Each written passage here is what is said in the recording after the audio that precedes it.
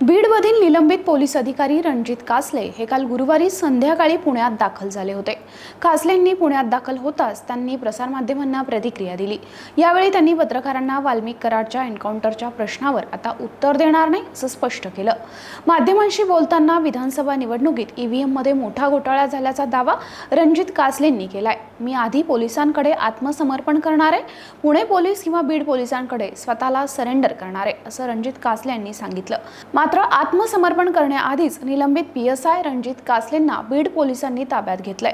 पुण्यातील स्वारगेट परिसरात असणाऱ्या हॉटेलमधून शुक्रवारी म्हणजेच आज पहाटे बीड पोलिसांनी कासलेंना ताब्यात घेतलंय।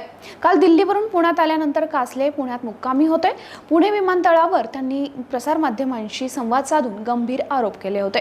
पुणे पोलिसांकडे सरेंडर होऊन बीड पोलिसांकडे अटक होणार असं रणजित कासलेंनी सांगितलं होतं। मात्र आज पहाटेच रणजित कासले मुक्कामी असलेल्या हॉटेलमधून बीड पोलिसांनी त्यांना ताब्यात घेतलंय। कासलेंना ताब्यात घेतल्याचं सीसीटीव्ही फुटेज आता समोर येतंय।